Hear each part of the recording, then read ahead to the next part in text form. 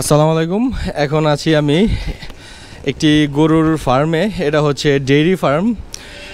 তো এটা হচ্ছে কেরানীগঞ্জের কলাতিয়ার আকসাইলে অবস্থিত। তো আজকে আমরা এই ফার্মটা পরিদর্শন করতে আসছি। এই ফার্মটার মধ্যে দায়িত্বে আছে হচ্ছে এই যে এই ভাইটা। আসসালামু আলাইকুম ভাই। ওয়ালাইকুম সালাম। আপনার নাম ভাই? আমার নাম নূর ইসলাম। নূর ইসলাম ভাই। তো আপনি তো এটার দায়িত্বে আছেন। এইখানে এই ফার্মে কয়টা গরু আছে? এনে বাছুর পুচুর দেওয়া 30টা গরু আছে। 30টা গরু আছে। আচ্ছা, সবগুলা কি আপনার গাই গরু নাকি ষাঁড় গরু আছে? ষাঁড় গাই মিশেনে আছে। আমাদের ষাঁড় গরু আছে 3টা ষাঁড় গরু আছে। আর হচ্ছে বাকি তাহলে 27টা হচ্ছে আপনার দুধের গরু, গাভী গরু যেগুলো আছে, গাভিন গরু আর বাচ্চা, আর বাচ্চা সহ আর কি 27টা। আচ্ছা, তো এইখানে আপনি প্রতিদিন কত লিটারের মতো দুধ পান? 170 লিটার দুধ পাচ্ছি এখন বর্তমানে 170 লিটার দুধ পাচ্ছেন, মাশাল্লাহ। আর এখানে হচ্ছে গিয়ে ওই যে একটা বাচ্চা দেখলাম যে খাঁচার ভেতরে আটকানো, তো ওইটা কেন? ওরা ছোট বাচ্চা, পায়ে বাদলির সমস্যা, গলায় বাদলির সমস্যার কারণে খাঁচার ভিতরে সুন্দরভাবে আগলা থাকে, চরিবার আরাম পায়, এই কারণে খাঁচার ভিতরে।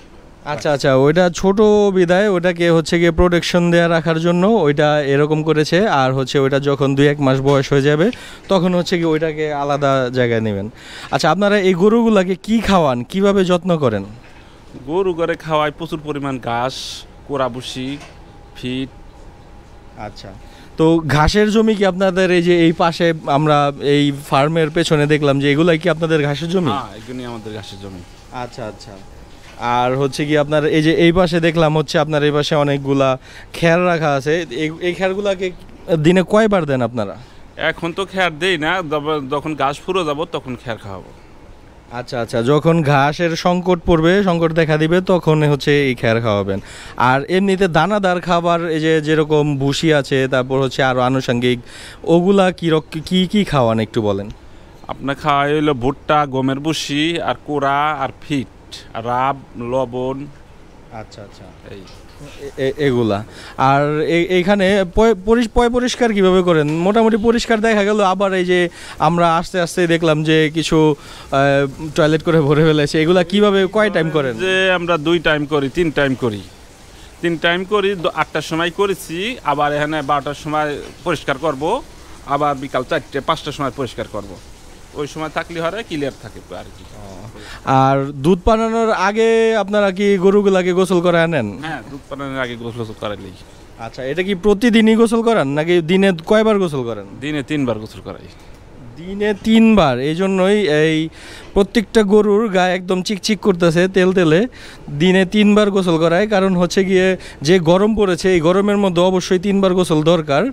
তো আপনাদের এইখানে যে দেখলাম যে মোটামুটি খোলা পরিবেশটা খুবই সুন্দর। আর চারপাশে ক্ষেত খামার আছে, ঘাসের জমি, পর্যাপ্ত পরিমাণে ঘাসের জমি আছে। তো আপনাদের যদি ফার্মে এসে কেউ দুধ নিতে চায় তাহলে আপনাদের ঠিকানাটা কি বা কিভাবে আসবে? আপনারা কি এইভাবে দুধ দিতে পারবেন কাউকে? এটা খুচরা মূল্য দুধ দেখলাম, আমার তো পাইকারি বেচা আছে, খুচরা মূল্য দুধ বেশি নেই। হয়তো কেউ এমনি খাওয়ার জন্য হয়তো আমার 5 লিটার দুধ লাগবে, হয়তো দিই এইভাবে। আচ্ছা, আর আপনাদের এই ফার্ম থেকে কি আপনারা এই গাই গরু, গাভিন গরু বিক্রি করেন? গাই গরু, হ্যাঁ, গাই গরু, গাভিন গরু বিক্রি করি। আচ্ছা আচ্ছা, তো আপনাদের হচ্ছে যাদের গাই গরু বা আপনাদের গাভিন গরু যাদের প্রয়োজন, তারা আপনাদের এই যে এই ফার্মে আসবেন। এই ফার্মের ঠিকানা ডিসক্রিপশন বক্সে দেওয়া থাকবে, আপনারা এসে এখানে দেখে নিয়ে যেতে পারেন। আর যারা পাইকারি দুধ কিনতে যাচ্ছেন তারাও এই ফার্মে আসতে পারেন, তাদের সাথে যোগাযোগ করে, তাদের সাথে কন্ট্যাক্ট করে পাইকারি দুধ রেগুলার নিতে পারবেন। আচ্ছা ভাই, আপনার সাথে কথা বলে ভালো লাগলো। আল্লাহ হাফেজ। খোদা হাফেজ।